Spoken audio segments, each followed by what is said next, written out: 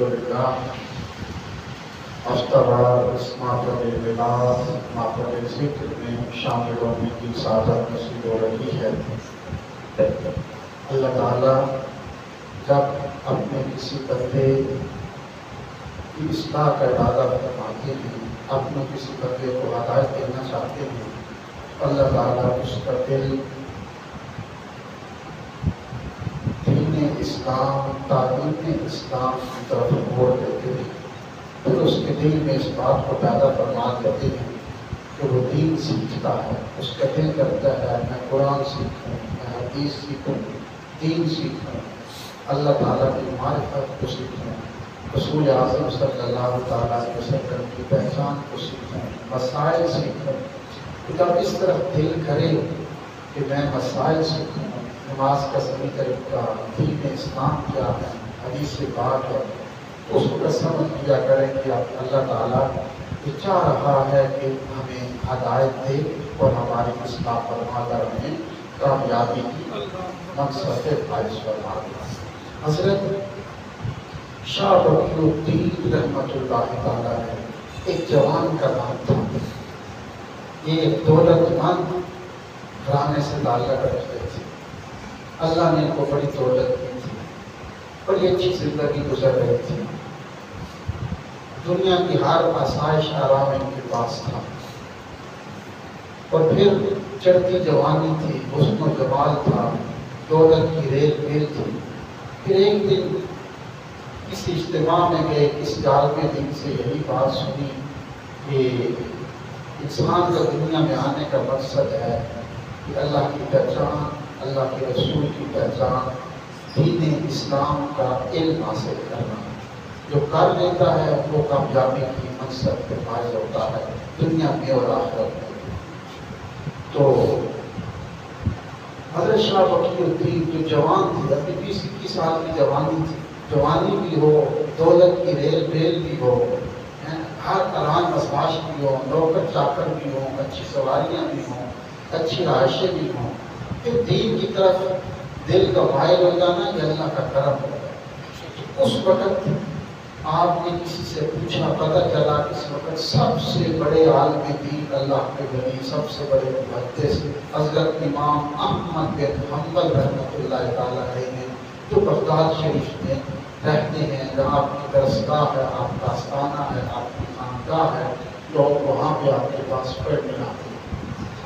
تو حضرت شاہ بقی الدین نے گھر سے ارادہ کیا کہ میں چلتا ہوں، چھوڑو اس زندگی کو، دولت کو، ریل پیل کو، کیا ہے اس میں، چلتے ہیں، جو ہمیشہ کی کامیاب زندگی ہے اس کو حاصل کرتے ہیں۔ علم دین کی حصول کے لیے آپ حضرت امام احمد بن حنبل کی طرف چل پڑے۔ راستے میں دریا آتا تھا، سمندر آتا تھا، آپ کشتی میں سوار ہوئے، اور بھی لوگ تھے، طوفان آیا، کشتی سودے کھانے لگی اور ایک جزیرے کے ساتھ جا کر کشتی ٹکرائی، اور جتنے کشتی میں سوار تھے وہ سارے اس جزیرے میں اتر گئے، اور 1 مہینے تک وہاں پہ رکے رہے، درختوں کے پتے کھاتے رہے، اس سمندر کا پانی پیتے رہے، بارشیں ہوتی رہی۔ 1 مہینے کے بعد پھر بھی کشتی آئی تو سب نے بغداد کی طرف سفر شروع کیا، اور 1 مہینے کے بعد حضرت شاہ بقی الدین جوان شہزادہ کبیر گھرانے کا چشم چراغ بغداد میں پہنچتا ہے۔ یہ بڑی مشکل بات ہے، دولت کی ریل پہ لوگ ایک وقت میں 15-20 کھانے سامنے پڑے ہوں، نوکر چاکر ہوں، اور پھر جنگلوں میں مہینہ پتے کھانے پڑے، یہ بڑی مشکل ہوتا ہے جوانی میں۔ باتیں سننی تو بڑی آسان ہے۔ تو شاہ بقی الدین کہتے ہیں کہ میں 1 مہینے میرے اندر ایک طاقت تھی کہ میں حضور کی حدیث سنوں، علم دین حاصل کروں۔ تو کہتے ہیں میں بغداد میں پہنچا 1 مہینے کے بعد، سفر بھی تھا، 1.5 مہینہ گزر گیا۔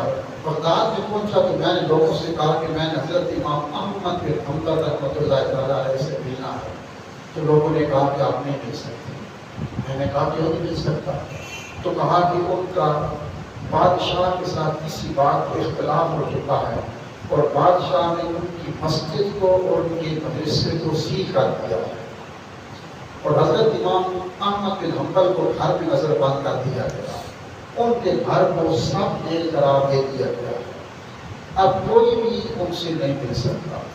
بغداد کے اندر کرفیو نافذ ہے، چوکو چوراہوں پر سپاہی کھڑے ہیں، امام احمد بن حنبل کے گھر کے سامنے سپاہی کھڑے ہیں، نہیں مل سکتے۔ تو آپ نے اسے بغداد کے ایک جوان کی منت سماجت کی، اس نے کہا اگر میں اشارہ بھی کروں آپ کے گھر کی طرف تو مجھے سپاہی پکڑ لے۔ تو کہا یار میں بہت دور سے آیا ہوں، میرے دل میں تڑپ ہے حضور کی حدیث سیکھنی ہے، دین کا علم سیکھنا۔ جب اس جوان نے آپ کی طرف کو دیکھا نا تو اس نے کہا کہ ایسا کرتے ہیں تم میرے ساتھ چلو، جب امام احمد بن حنبل کے گھر کے سامنے سے گزریں گے نا تو میں آنکھ کے ساتھ اشارہ کر دوں گا، ہاتھ سے نہیں کروں گا، سپاہی پکڑ لوں گا، آنکھ کے ساتھ میں اشارہ کر دوں گا کہ یہ آپ کا گھر ہے۔ تو ہم نے فرمایا ٹھیک ہے۔ شاہ وکیل الدین 20-21 سال کا جوان شہزادہ جا رہا ہے، جب گلی سے گزرے نا تو ساتھ چلنے والے جوان نے آنکھ سے اشارہ کیا کہ یہ گھر امام احمد بن حنبل کا ہے، کیونکہ وہاں سپاہی کھڑے تھے، کوئی آپ کے گھر کی طرف ہاتھ بھی نہیں کر سکتا تھا۔ بادشاہ سے اتنا سخت اختلاف تھا، دین میں بڑی مشکلات ہے، پھر جا کے کامیابیاں ملی۔ اب گھر تو دیکھ لیا، آپ آئے سوچتے ہیں کہ میں کس طرح آپ کے پاس جا کے دین حاصل کروں گا، یہ تو دروازے تک نہیں پہنچ سکتے۔ آپ اس کی رکی کرتے رہے، دیکھتے رہے کہ کوئی بھی نہیں جا سکتا، جو مانگنے والے ہیں نا وہ جا رہے ہیں بھکاری۔ تو آپ نے کہا یہ طریقہ ہو سکتا ہے۔ اس امیر گھرانے کے چشم چراغ و شہزادے نے شاہ وکیل الدین نے اپنے کپڑے پھاڑ لیے، بال کھول لیے، بال میں خاک ڈال دی، جوتے اتار دیے اور ایک کاسا لے کر نا رسی کے ساتھ گلے میں باندھ دیا اور ایک منگتا بن کر نا گلیوں میں صدا لگا رہے ہیں، اللہ کے نام پہ دے دو، اللہ کے ایک دروازے پہ دستک، پھر دوسرے پہ، کرتے کرتے نا امام احمد بن حنبل کے دروازے پہ دستک۔ تو آپ باہر آئے تو جو یہ سکہ دیا نا، جو ہی سامنے آئے تو شاہ وکیل الدین کہتے ہیں وہ 20-21 سال کا جوان کہتا ہے، آج تو 20-21 سال کا جوان جمعے پہ نہیں آتا، این فرض کے ٹائم آئے گا بھاگ لائے گا۔ جو ہی دروازہ کھولا نا امام احمد بن حنبل کا، ایک نورانی شخصیت، چمکدار داڑھی، خوبصورت امامہ، چہرے سے نور نکلتا تھا، جب ہونٹ کھلے تو پھول جھڑتے تھے، اتنا حسین و جمیل چہرہ نورانی۔ امام احمد بن حنبل نے جب شاہ وکیل الدین کو کاسے میں ایک سکہ ڈالا نا درہم، تو آپ نے ہاتھ چوما اور کہا حضور میں مانگنے نہیں آیا، میں بڑے دور سے حضور کی حدیثیں پڑھنے آیا ہوں، اب بتائیں کیسے پڑھوں؟ تو کہا آپ تو بھی بتا سکتے ہو۔ شاہ وکیل الدین نے کہا حضور میں روزانہ مانگنے کے بہانے آؤں گا نا آپ کے دروازے پر، تو مجھے ایک حدیث پڑھا دینا، میں یاد کر کے آ کے دوسرے دن پھر مانگنے کے بہانے آؤں گا، آپ کو سناؤں گا تو ایک اور حدیث پڑھا دینا۔ آئے تو حدیثیں سننے کا وقت نہیں ہے نا قرآن سننے کا۔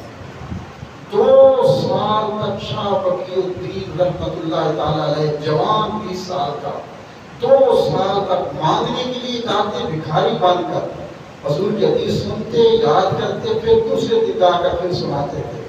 2 سال تک مانگنے کے بہانے حضور کی حدیثیں سنتے رہے، 2 سال تک۔ اور حضرت امام احمد بن حنبل روزانہ ایک سکہ ڈالتے تھے اور ایک حدیث سنا دیتے تھے۔ تو جب نیا بادشاہ آیا بغداد کا، علماء کا قدردان تھا، اس نے آتے ہی امام احمد بن حنبل کی نظر بندی ختم کی، آپ کا مدرسہ مسجد کو توسیع دی، علماء پھر دور دور سے آنے لگے آپ کے سامنے حدیث پڑھنے کے لیے، بڑے سفید ریش بیٹھے ہیں، امامے ہیں، علماء ہیں، سینکڑوں کی تعداد میں۔ امام احمد بن حنبل مصلی پہ بیٹھے ہیں، تو جو ہی شاہ وکیل الدین کو جوان آیا نا مانگنے والا، حدیث پڑھنے کے لیے پیچھے، جو 2 سال تک مانگنے کے بہانے پڑتا رہا، تو آپ نے فرمایا پیچھے نہ بیٹھ، تو آگے آ، آگے آ، پیچھے کیوں بیٹھتا ہے؟ آگے بلایا اور سینے سے لگا، فرمایا یہ ان کو حدیث پڑھاؤں گا تو میں حدیث دوں گا، پڑھاؤں گا نہیں حدیثیں دوں گا، آ میرے سینے سے لگ جا۔ سینے سے لگا کر امام احمد بن حنبل نے تھوڑا سا دبایا نا، جتنا علم تھا شاہ بقی الدین کے سینے کے اندر منتقل تھا، اور جب تھوڑا سا سینے کے ساتھ دبا کر چھوڑا نا تو شاہ بقی الدین کو وقت کا ولی بنا دیا رحمت اللہ علیہ۔ آج ہمارے پاس جمعے کے لیے وقت نہیں ہے، ایک دو باتیں سن لیں، حضور کی حدیث پڑھنے کے لیے وقت نہیں ہے، قرآن سننے کے لیے وقت نہیں ہے، مسئلہ سیکھنے کے لیے وقت نہیں ہے۔ کامیابی اسی میں ہے تمہاری، دین سیکھو، علم سیکھو، خدا کی پہچان، رسول اعظم کی پہچان، اپنا مقام، پھر دنیا کے اندر بھی کامیابی ہے اور آخرت کے اندر بھی کامیابی ہے۔ اللہ کی عمل کی توفیق عطا فرمائے۔ ذکر پاک کریں، بسم اللہ الرحمن الرحیم۔ لا الہ الا اللہ، لا